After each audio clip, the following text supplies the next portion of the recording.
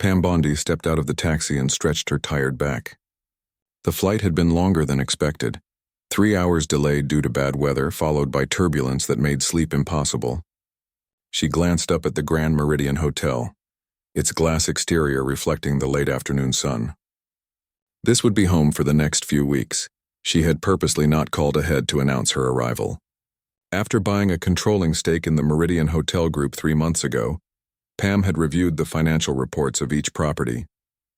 This particular location stood out. Customer reviews had dropped steadily over the past year, and staff turnover was at an all-time high. Something wasn't right, and Pam wanted to see it through the eyes of an ordinary guest. The doorman was busy helping an elderly couple with their luggage and didn't notice Pam wheeling her carry-on through the revolving doors. She didn't mind. In her worn jeans, plain white t-shirt and baseball cap, she looked nothing like the power-suited attorney general who had once prosecuted high-profile cases. After her years in public office, Pam had decided to invest her money and experience in the hospitality industry, a passion she'd developed during her many travels. The lobby was beautiful, but chaotic. A sign near the entrance welcomed the annual Dental Association conference, and at least 30 people crowded around the reception desk. Pam joined the back of the line, observing how the staff handled the pressure. 2 receptionists looked overwhelmed, while a third kept disappearing into the back office. "They cut our hours again," Pam overheard a young man in a hotel uniform say to his colleague as they passed with a luggage cart. "And they expect us to handle this conference plus the wedding party checking in tomorrow?" "The new owner doesn't care," his colleague replied, just loud enough for Pam to hear. "Just another rich person playing hotel for fun until they get bored and sell to the next company." Pam raised her eyebrows but said nothing. 20 minutes later, she was still 5 people away from the front desk, when a harried-looking woman in a manager's blazer emerged from the back office. "Listen up, everyone," she announced. "If you're checking in for the dental conference, please form a separate line to the right. We have your key packets pre-made." Half the crowd shifted, but Pam remained where she was. She watched as the manager, whose name tag read Beth, whispered urgently to the front desk staff before disappearing again. The young woman at the computer looked close to tears. "Heard the big boss is coming next week," said an older man standing behind Pam. He wore a maintenance uniform and was speaking to a housekeeper who had stopped to ask him a question. "Some former politician who bought us out. Never worked a day in a hotel, I bet." "Great," the housekeeper sighed. "Another inspection where we have to pretend everything's perfect.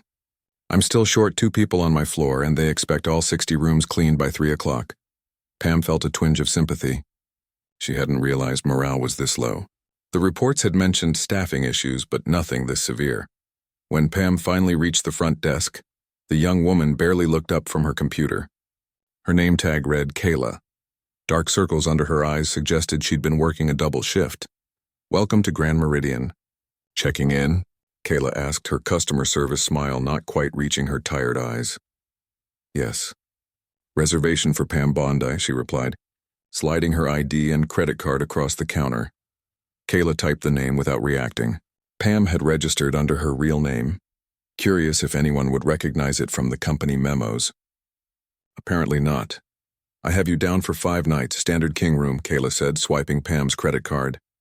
"There must be a mistake," Pam replied gently. "I booked the executive suite." Kayla frowned and checked the computer again. "I'm showing standard king in our system. The executive suites are all booked for conference speakers. Could you check again? My assistant made this reservation directly through your corporate office." Kayla's fingers moved faster across the keyboard, her frown deepening. "There's a note here, but it didn't transfer to our system properly. I'm sorry, but we're fully booked because of the conference. I can't move you to a suite until at least Thursday." Pam nodded, deciding to see how the staff would handle the situation. "That's disappointing. Is there a manager available?" "Beth is extremely busy with the conference check-ins," Kayla said, a hint of defensiveness creeping into her voice. "I can offer you a food and beverage credit for the inconvenience. $50 per night." Pam considered this. The executive suite cost nearly $400 more per night than the standard room. The compensation was nowhere near equivalent. "I appreciate the offer, but I specifically needed the suite for work purposes. I'll be holding meetings," Pam explained. We have meeting rooms available for rent on the mezzanine level, Kayla replied, already printing out the key cards for the standard room.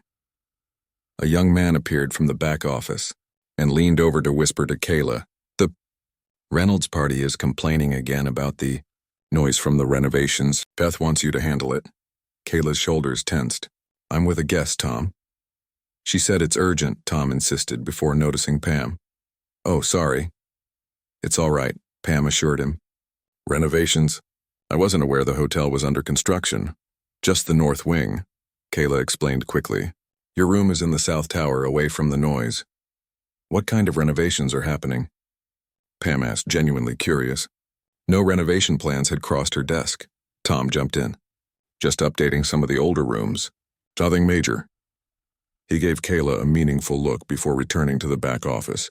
Pam sensed they were downplaying the situation. "Will the work be continuing throughout my stay?" "Only during business hours," Kayla assured her, handing over the key cards. "Elevators are to your right, room 1423. The hotel restaurant is open until 10. Room service until midnight, and the gym is open 24/7. Will there be anything else?" The line behind Pam had grown longer, and it was clear Kayla needed to move on.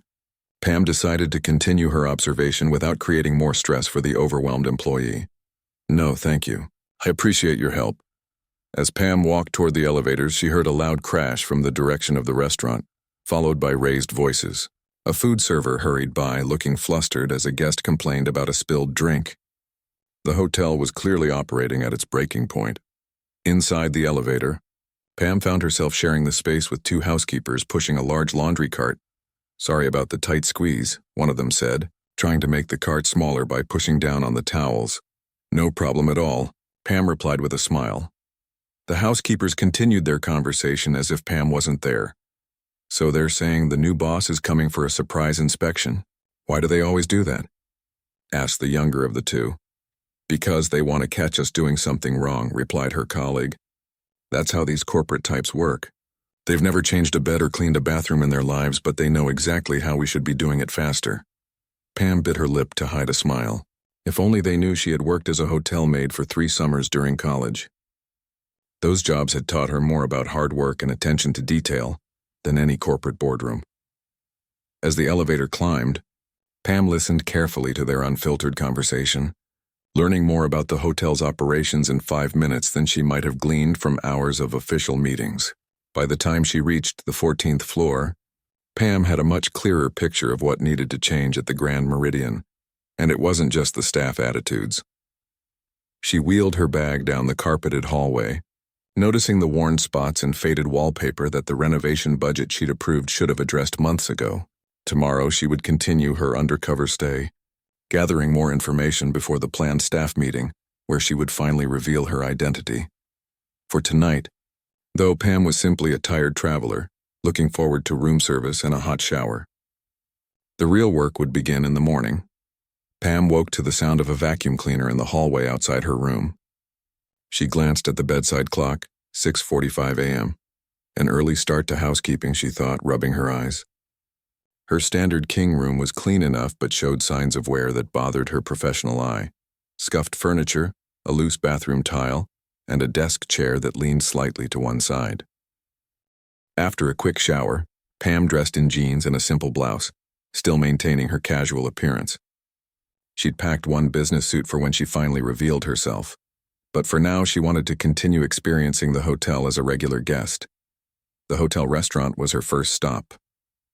A sign at the entrance read, "Breakfast Buffet, $24.95, with a smaller note underneath. Full menu service temporarily unavailable due to staffing." This was news to Pam. The last operations report had mentioned nothing about cutting menu service. "Just one?" asked the hostess, a young woman with tired eyes who looked like she might be pulling a double shift. "Yes. Thank you." The hostess led her to a small table near the kitchen doors, despite the restaurant being half empty with better tables available. Pam noticed 3 servers huddled near the coffee station, looking stressed as they talked in hushed voices. "Your server will be right with you," the hostess said before hurrying away to seat an older couple who had just arrived at a much nicer table by the window. Pam waited and waited. After 15 minutes with no server approaching her table, she stood up and walked to the buffet, deciding to serve herself. The food selection was sparse: powdered eggs, limp bacon, and fruit that didn't look fresh. This was a far cry from the premium breakfast experience advertised on the hotel website. As she returned to her table with a plate of the least offensive options, a frazzled server finally approached. "Sorry for the wait. Coffee?" he asked, already pouring without waiting for her answer. "Yes, thank you. Could I get some cream?" "We're out of cream." "Milk, okay?" Pam nodded, hiding her surprise. How could a four-star hotel run out of coffee cream? "I'll bring it when I can," the server said, already walking away to deal with a guest who was waving impatiently from across the room. Pam ate her disappointing breakfast while observing the operations around her. The staff wasn't lazy, quite the opposite. They were clearly overworked, rushing between tables, apologizing for delays, and trying to keep up with the breakfast rush with too few hands. When she finally flagged down her server to ask for the check, he looked genuinely apologetic. "So sorry for the terrible service. We're down 3 people this morning. 1 called in sick and management hasn't replaced the 2 who quit last week." "That must be very difficult," Pam said sympathetically. "Has it been like this for long?" The server glanced around before leaning in slightly. "Ever since the new ownership. They keep cutting hours but expect the same service. Anyway, your breakfast is included in your room rate. Sorry again about the wait." Pam thanked him and left a generous cash tip on the table. She was beginning to see a pattern: staff who cared but were stretched too thin, and a disconnect between corporate decisions and frontline reality. After breakfast, Pam decided to explore the hotel's amenities. The brochure in her room had mentioned a pool, spa, and fitness center. She headed to the lower level where these facilities were supposedly located. The fitness center was easy enough to find, though smaller than pictured in the brochure. Half the equipment had out-of-order signs taped to them. An older man in a hotel uniform was attempting to fix a treadmill, muttering under his breath. "Excuse me," Pam said. "Is the pool in this area too?" The man looked up, wiping his brow. "Pool's closed for maintenance. Has been for 2 weeks. The brochure in my room didn't mention that," he shrugged. "They don't tell the guests until they show up with their swimsuits. Management keeps saying the parts are coming next week, but it's been the same story for a month now." "What about the spa services?" "Spa's only open Thursday through Sunday now." "Budget cuts." He turned back to the treadmill. "I'm not even supposed to be doing this. I'm the only maintenance guy left after they laid off my team. Now I fix everything from toilets to treadmills." "That doesn't seem right," Pam said. "Nothing's been right since the takeover. New owner's some big shot who's never set foot in the place, probably sitting on a beach somewhere counting money while we run around putting out fires." He sighed. "Sorry, don't mean to complain to a guest. Not your problem." "No apology needed," Pam assured him, thinking that it was very much her problem. She left the fitness center and wandered toward what appeared to be the spa entrance. The lights were off and a sign on the door read, "Closed until Thursday. We apologize for the inconvenience." As Pam turned to leave, she nearly collided with a woman in a business suit who was talking rapidly on her phone. "I don't care what corporate says. We can't run a hotel this way," the woman was saying. "The staff is about to revolt, and these guests are paying full price for half services." Pam recognized her as Beth, the manager she'd glimpsed yesterday during check-in. Beth noticed Pam and quickly ended her call. "I'm sorry, the spa is closed today. Is there something else I can help you with?" "I was just exploring," Pam explained. "I'm a bit disappointed about the pool being closed. It was one of the reasons I chose this hotel." Beth's professional smile couldn't hide her frustration. "I completely understand. We're offering guests access to the fitness club 3 blocks away as an alternative. If you go to the front desk, they can provide you with a pass." "That's thoughtful," Pam said, "but not quite the same as having the amenities on site that were advertised." Beth lowered her voice. "Between us, I've been fighting with the ownership about being more transparent with guests about our current limitations. If you'd like to speak with me formally about your concerns, I'd be happy to meet you in my office." "That won't be necessary right now," Pam replied, "but I appreciate your honesty." Beth gave a small nod before her phone rang again.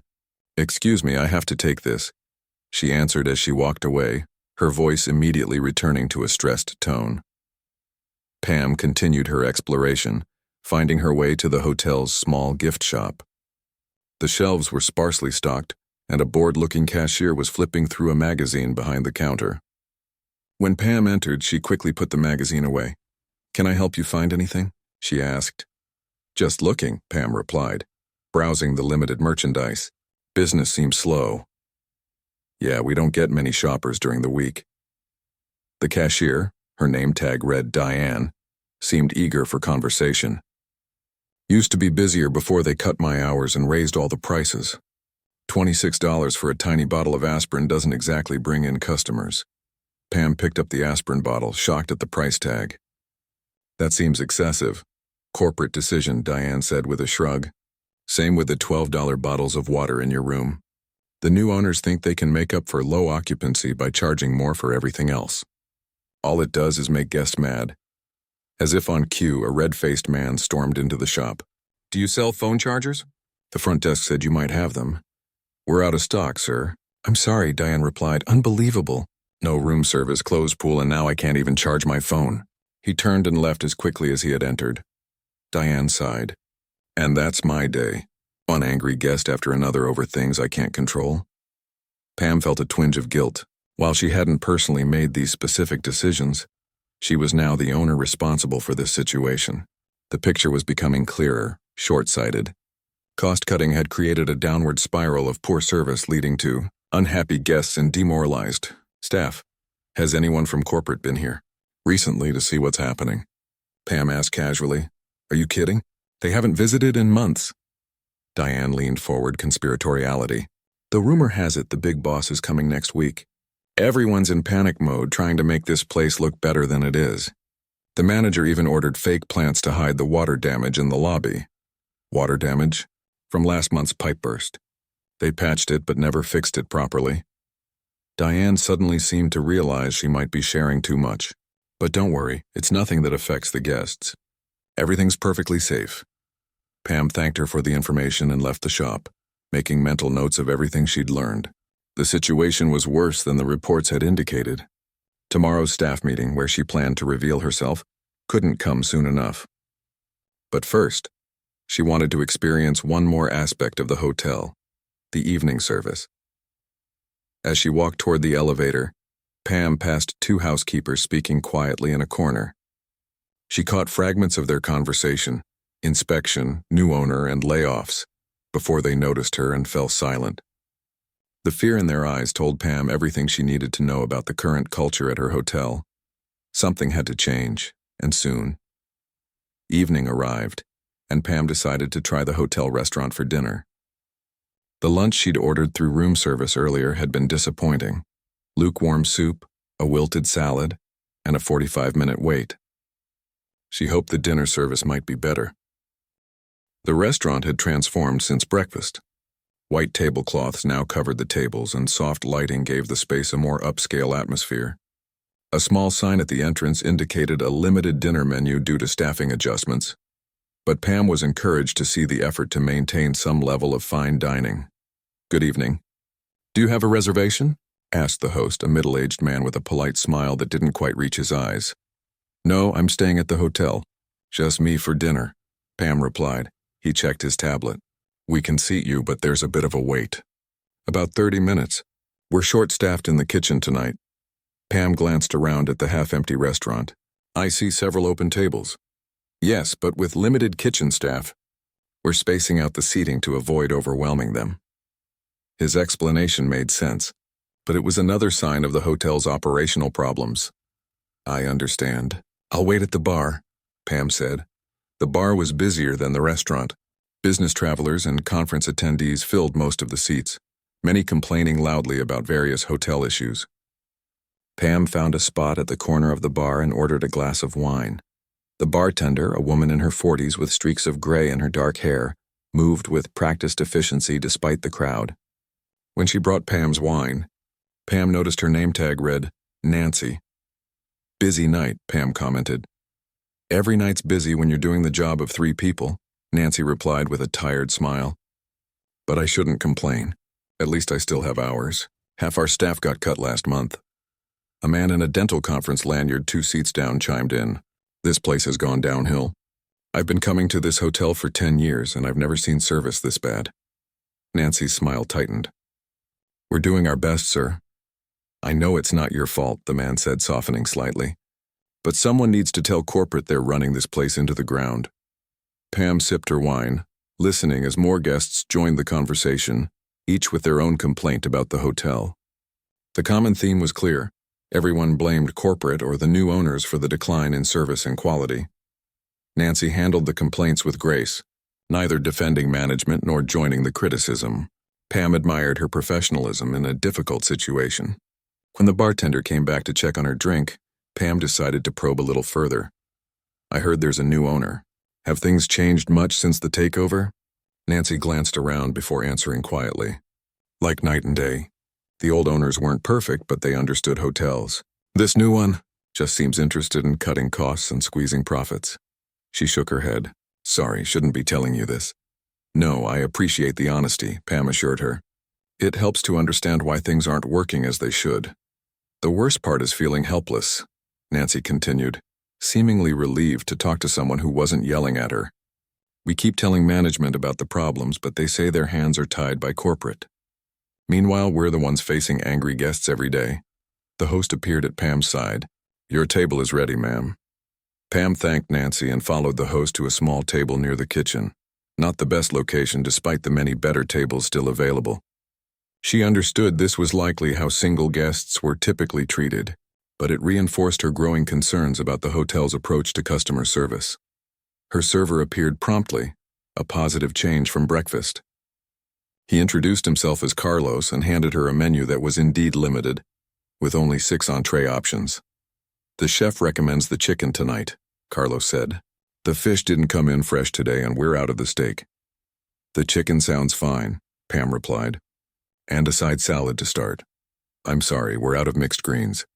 I can bring you a Caesar salad instead? Pam agreed, hiding her disappointment. How could a hotel restaurant run out of basic items like mixed greens? As Carlos walked away, Pam noticed a woman at the next table growing increasingly frustrated with her own server. Her voice rose enough for Pam to hear clearly. This is ridiculous. I ordered this steak medium rare and it's well done. And these vegetables are cold. The woman pushed her plate away.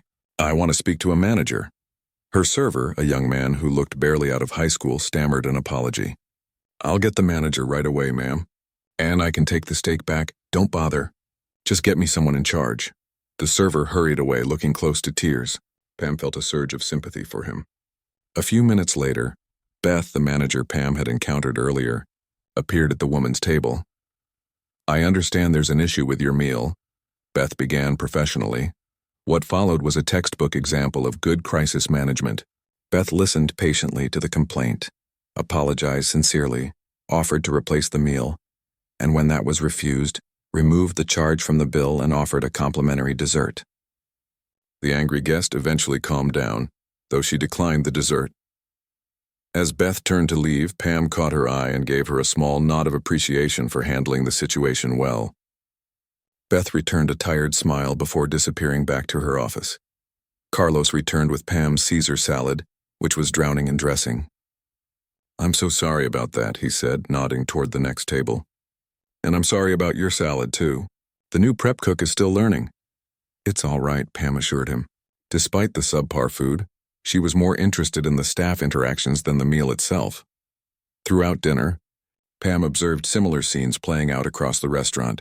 Overworked staff apologizing for various shortcomings, guests ranging from understanding to irate, and managers constantly putting out fires rather than running the operation smoothly. When Carlos brought her check, Pam asked him how long he'd worked at the hotel. 3 years, he replied. It used to be a great place to work.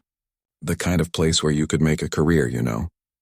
Now everyone's just trying to hang on until something better comes along. What changed?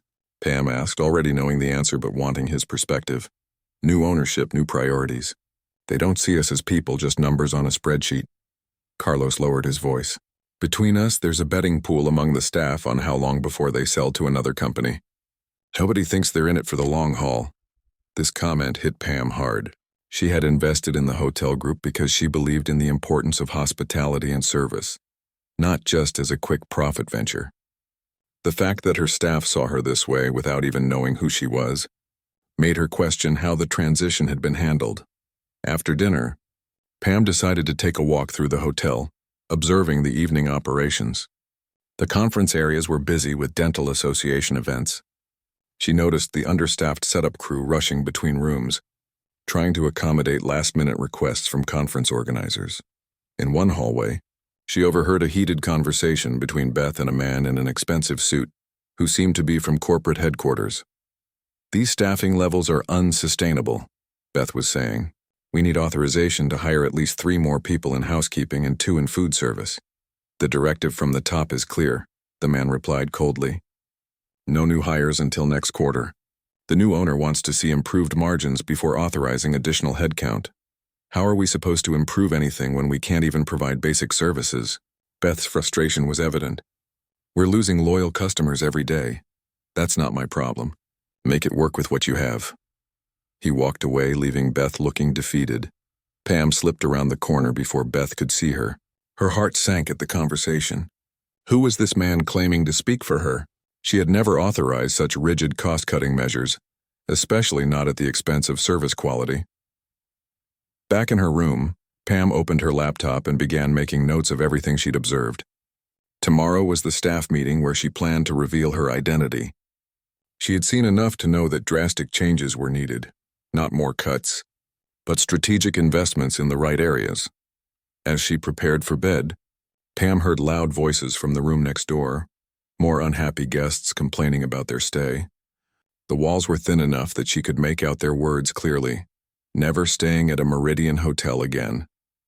That, more than anything, strengthened Pam's resolve. Tomorrow couldn't come soon enough. Pam woke early on the morning of the staff meeting.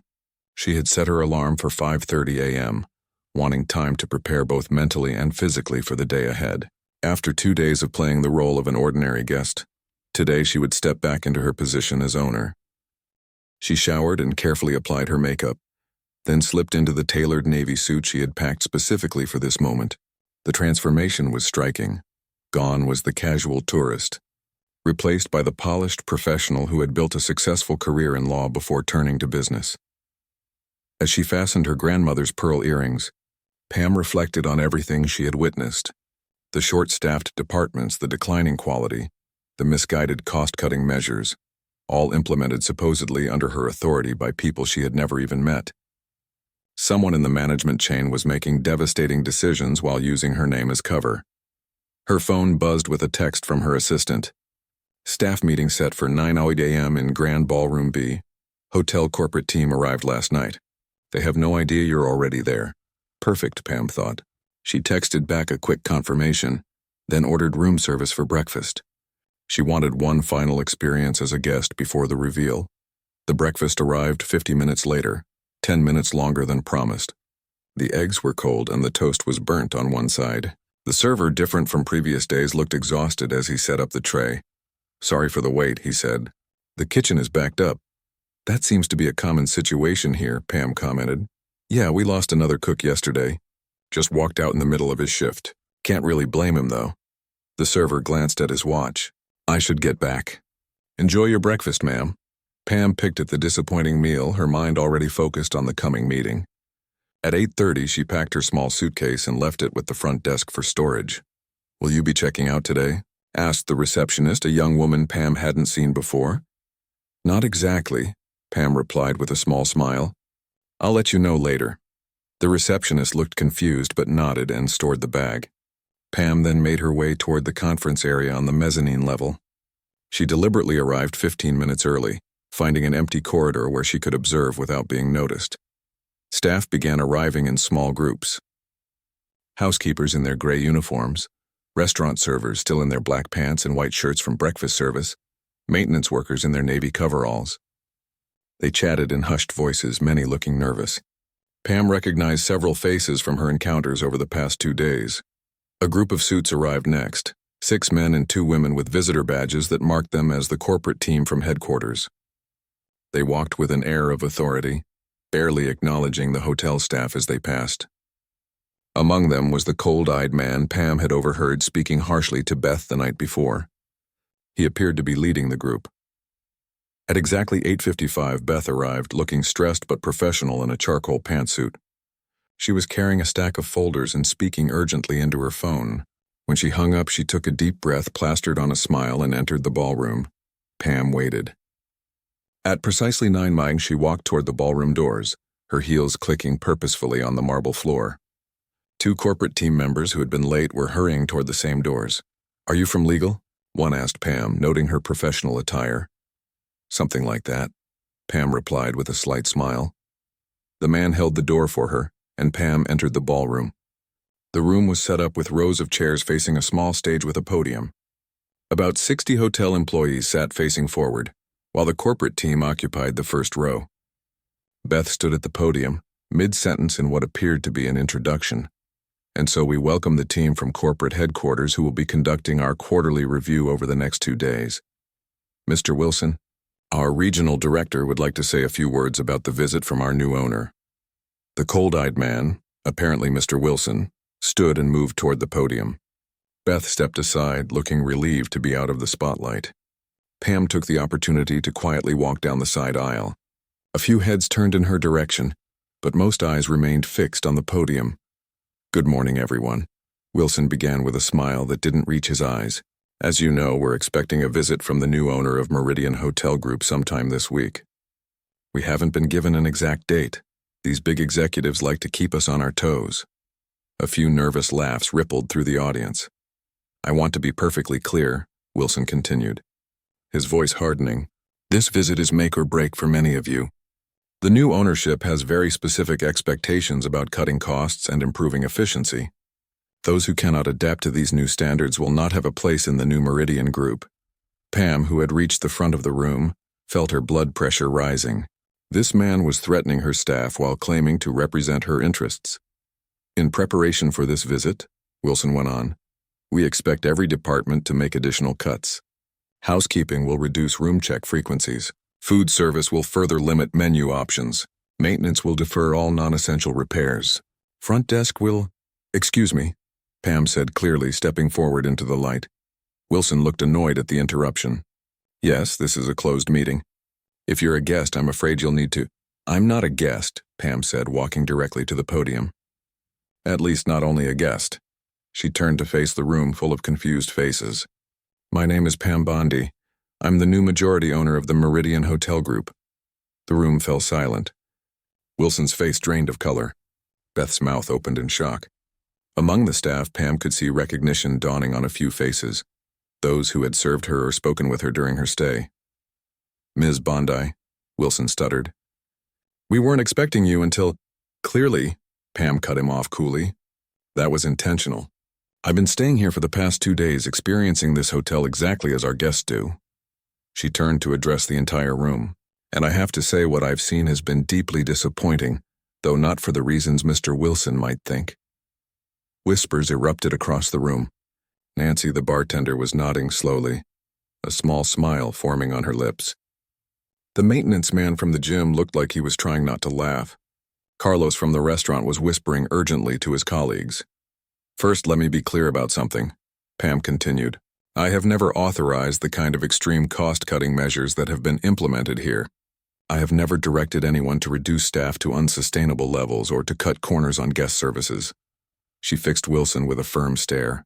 "In fact, I've never met Mr. Wilson or anyone from the corporate team before this moment." Wilson took a half-step forward. "Ms. Bondi, if I could just explain—" "You'll have your chance to explain," Pam replied firmly. "But first, I'd like to share what I've experienced as a guest at this hotel." For the next 10 minutes, Pam detailed her stay, from the chaotic check-in to the cold breakfast that morning. She described the understaffing she had witnessed, the declining quality of services, and the evident low morale among employees. But she also highlighted positive moments. Beth's skilled handling of the dinner complaint, Nancy's grace under pressure at the bar, the maintenance man doing his best with limited resources. "What I've seen is not a staff that needs to be threatened or further reduced," Pam concluded. "What I've seen is a dedicated team of professionals who have been set up to fail by misguided leadership decisions." The room was completely silent now. The hotel staff were staring at Pam with expressions ranging from shock to cautious hope. The corporate team looked uniformly uncomfortable. "Now," Pam said, placing her hands on the podium and leaning forward slightly, I'd like to hear directly from the people who make this hotel run every day. Not from reports filtered through corporate headquarters, but from you. What do you need to make this hotel successful again? For a moment, no one moved. Then slowly, a hand raised in the back of the room. It was Kayla from the front desk, the young woman who had checked Pam in on her first day. "Ms. Bondi," she said, her voice shaking slightly. "I think I speak for all of us when I say, thank you for actually seeing us." Pam smiled warmly at her. "I see you. I hear you. And together, we're going to fix this." In that moment, the atmosphere in the room shifted palpably from fear to something new. A cautious, fragile hope.